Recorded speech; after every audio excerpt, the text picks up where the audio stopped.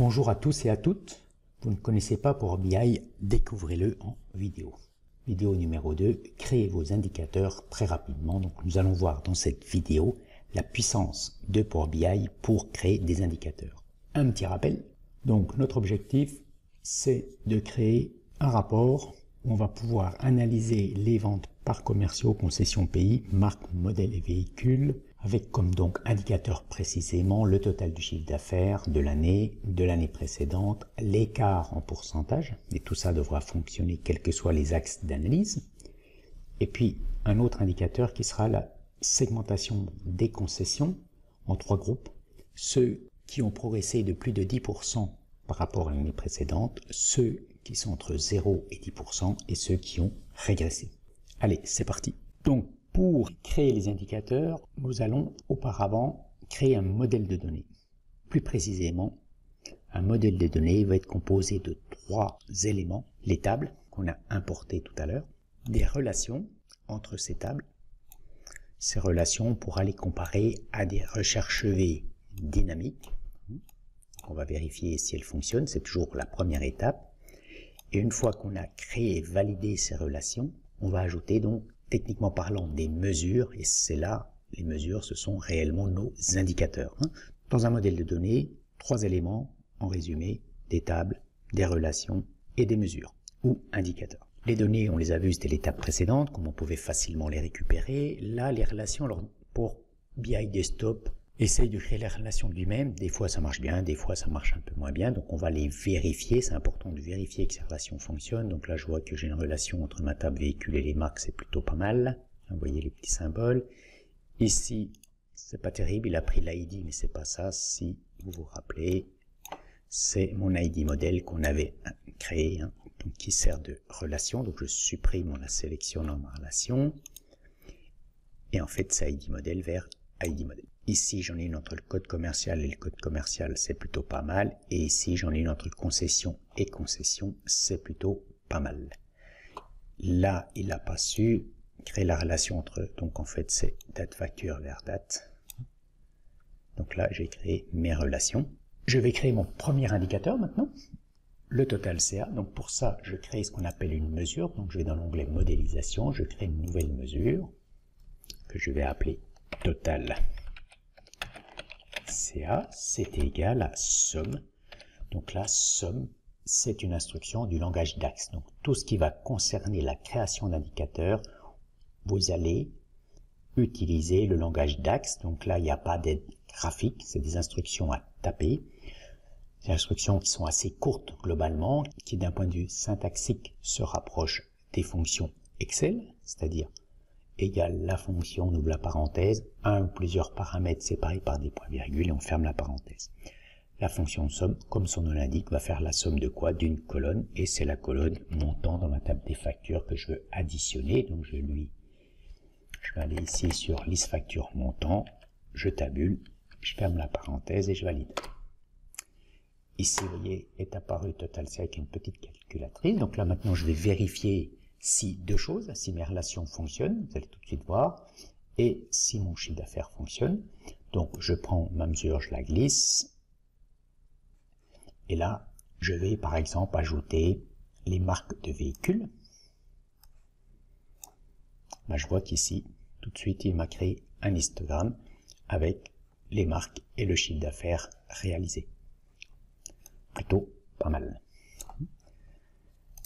Je voudrais voir par exemple le chiffre d'affaires réalisé par une concession, donc je glisse la concession, je choisis, mettons le trimap ici, en visualisation, je lui glisse le total CA, et là j'ai des données, je peux passer en matrice, donc là ma mesure fonctionne plutôt bien. Maintenant, l'indicateur numéro 1 il est fait, l'indicateur numéro 2 c'est le chiffre d'affaires de l'année précédente. Donc, qui dit année précédente, il faut forcément que sur ma page, j'ai une notion d'année pour pouvoir comparer les choses. Donc, je vais aller dans ma table calendrier. Je vais choisir l'année, je vais la mettre là, et je vais en faire un petit filtre. Puis, je crois que mes données, moi, sont en 2016. Donc, j'ai sélectionné 2016. Vous voyez, les données changent. 2015. Donc, voilà, 2016. Donc, nouvel indicateur, le chiffre d'affaires de l'année précédente. Je vais dans modélisation, nouvelle mesure, total CA N-1, c'est égal à calculer mon total CA, donc calcule-moi mon chiffre d'affaires. Et là, j'ai une fonction temporelle, c'est une période last year, comme son nom l'indique, calcule-moi pour la même période de l'année précédente. Bon, je demande un petit paramètre, c'est pareil, on ne s'approfondit pas aujourd'hui là-dessus. Ce qu'il faut que vous notiez, c'est que la formule est globalement très concise. Je valide. Et maintenant que j'ai mon CA, par exemple, je peux le rajouter là, et vous voyez qu'ici, tout de suite, j'ai mon CA en bleu, j'ai mon CA N-1, et si je clique sur 2015, les données changent. Là, c'est mon CA 2014, là, c'est mon CA. Si je clique sur 2014, je n'aurai plus que du bleu puisque je n'ai pas de données en 2013. Cette mesure peut marcher ici, c'est l'intérêt. Si je glisse là, j'ai ici mon chiffre d'affaires 2016 et mon chiffre d'affaires de l'année précédente. Ce qu'il faut noter là tout de suite sur les mesures, le point très important d'une mesure, c'est que, vous voyez, il n'y a pas eu de copier-coller. Une mesure, c'est pour ça qu'on parle de modèle, qu'on modélise, ce sont des règles métiers qui s'appliquent à toutes les données. C'est un petit peu magique qu'on voit ça comme ça, dans la formation il y a tout un chapitre dédié à la compréhension du fonctionnement des mesures, comment elles calculent, comment elles s'appuient sur les données, ainsi de suite. Là, ce qu'il faut simplement noter, c'est la puissance des mesures, qu'elles sont complètement dynamiques. Et on parlait donc d'évolution d'une année n sur n-1, donc je vais faire une nouvelle mesure, on va décomposer, là je vais déjà faire par exemple l'écart de CA n versus n-1, on va le faire en valeur absolue, c'est égal tout simplement mon total CA moins mon total CA n-1. Et je valide, et si je glisse ma mesure ici, j'ai mon écart. Si je vais dans ma table véhicule, je prends la motorisation, donc diesel, et si je ramène mon CA, CA N-1, écart, j'ai par motorisation mes données. Une fois qu'on a créé sa mesure, qu'on a créé ses relations, c'est le côté magique et puissant que permettent les relations, c'est qu'après toutes nos mesures sont complètement dynamiques et vont se recalculer automatiquement en fonction des données qu'on va poser sur l'espace de restitution. L'évolution en pourcentage, donc nouvelle mesure, donc là, écart CA NV N-1%, c'était égal à, c'est une division, c'est tout simplement la division de mon écart en valeur absolue, virgule par la période n-1, donc divisé par mon total CA n-1. Le divide gère la division par 0. Et là, je valide, et cette mesure, ici, c'est du pourcent, donc je mets en pourcent, et là, maintenant, pareil, j'ai juste à rajouter à mon tableau. Deuxième chose, les mesures sont indépendantes les unes des autres. C'est-à-dire que je peux ici, je vais copier par exemple CTRL-C sur cette page-là, CTRL-V. Je vais synchroniser mon visuel. Donc j'ai bien mon année 2015 qui est sélectionné. Et je vais prendre mon écart en pourcent.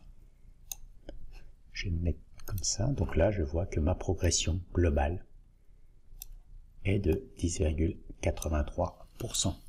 Donc, deuxième gros avantage aussi des mesures, c'est que elles sont autonomes, indépendantes. Je n'ai pas besoin de mettre dans le tableau les éléments qui ont permis de calculer cette mesure. Et elles sont dynamiques, si je rajoute la marque.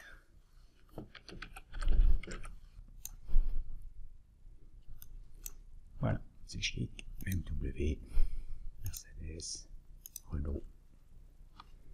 Donc il nous reste un dernier indicateur à calculer, c'est la segmentation par groupe. Donc là on va aller dans un calcul un petit peu plus puissant, donc ce dernier indicateur c'est pour vous essayer approcher, imaginer encore plus la puissance des mesures et vous dire ah bah tiens je pourrais faire ça, je pourrais faire ça. Donc là l'objectif c'est ne chercher pas à comprendre comment ça fonctionne, c'est pas l'objectif du tout, c'est plutôt de c'est plutôt de pouvoir dans votre tête vous dire ah on peut faire ça, puis ça fonctionne comme ça, oui c'est quand même puissant, puis ça marche par marque, par ceci, par cela.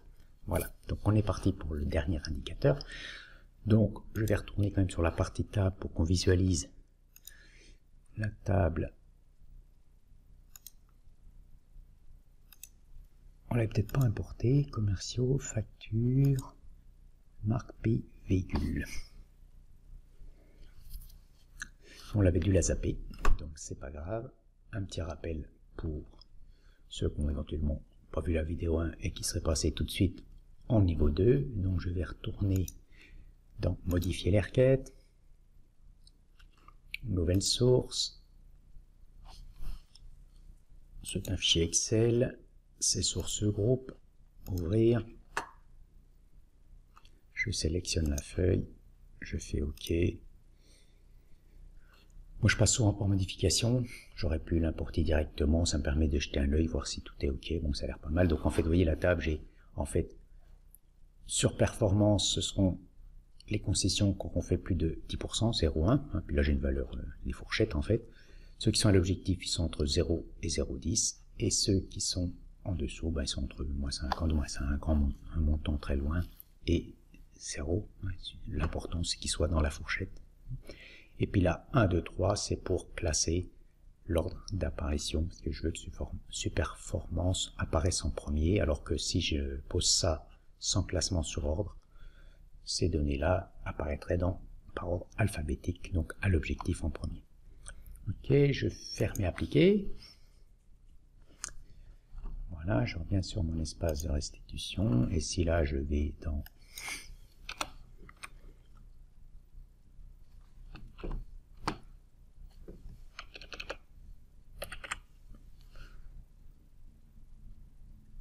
et si je pose groupe, ordre alphabétique, modéliser, donc je vais là, je vais dans ma table groupe, je choisis là, et je dis que je veux trier par colonne.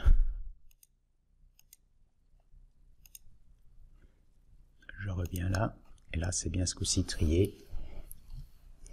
Donc maintenant ma mesure.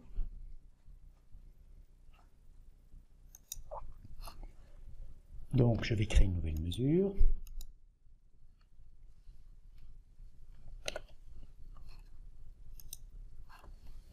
Donc en fait, je lui ai calculé le total chiffre d'affaires, de boucler sur les concessions, et pour chacune des concessions, on va regarder si la mesure écart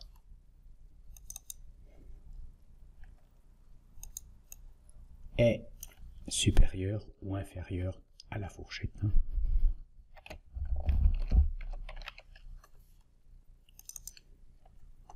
Donc là, groupe max, groupe min, c'était mes bandes de mes fourchettes. Donc c'est une fonction. Alors ce qu'il faut noter, c'est globalement, c'est une ligne. Donc c'est une fonction concise qui va être complètement dynamique. Donc maintenant, si je la valide et que je pose mon total groupe ici,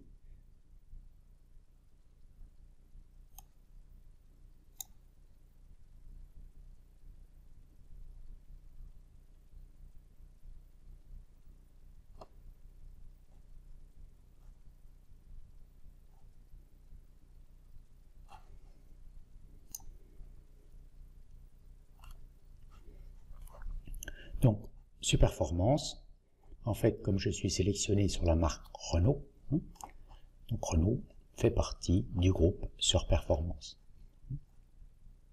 Si je sélectionne tout, voilà, ici je vais rajouter mon total CA par exemple dans ce tableau pour qu'on puisse vérifier. J'ai 22 millions en 2015, j'ai 22 millions qui sont répartis de cette façon.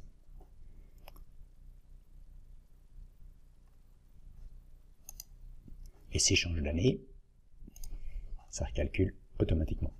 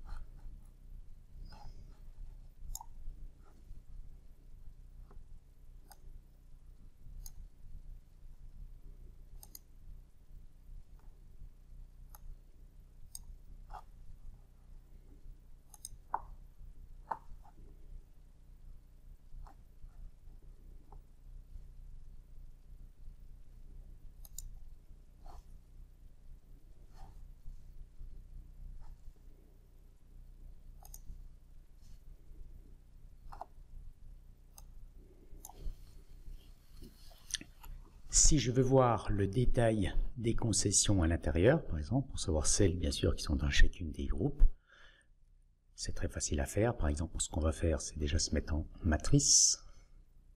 Matrice, c'est l'équivalent du tableau croisé dynamique. Je vais rajouter la concession sous-groupe. J'arrondis un peu mon tableau. Et si maintenant je déplie, voilà, j'ai ici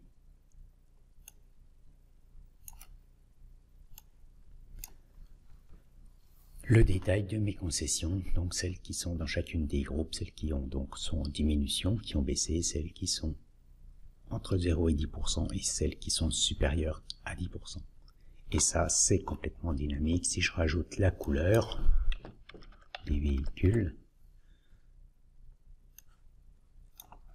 et que je choisis le jaune, et ben c'est le classement des concessions qui ont vendu du jaune.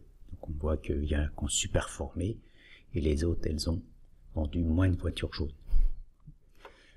Donc voilà, nous avons terminé la partie création des indicateurs. Donc ce qu'il faut simplement retenir dans cette partie-là, donc c'est voilà, on peut faire des choses comme on vient de faire avec le dernier indicateur qui sont quand même assez puissantes à faire, qui ne seraient pas évidents à réaliser sous Excel. Tout est possible sous Excel, attention, c'est simplement la facilité de l'utilisation.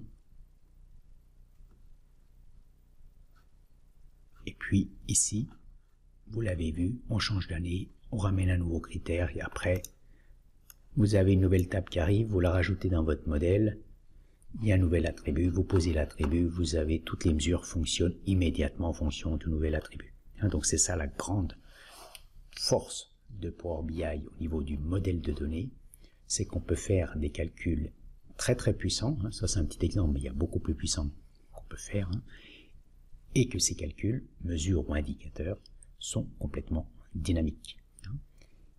Et quand vos données changent, vous avez juste à cliquer sur actualiser, et là il fait un process complet, il va chercher les données, il les prépare dans la partie qu'on a vue avec Power Query, donc il vous prépare les données, il crée les tables, et il met à jour instantanément donc tous vos visuels, donc un seul clic et hop, vous avez votre tableau de bord qui est remis à jour en fonction des nouvelles données. Donc voilà pour la partie 2. Nous allons voir maintenant comment on peut mettre ça de façon visuellement un peu plus attractive. Voilà. Au revoir et à bientôt.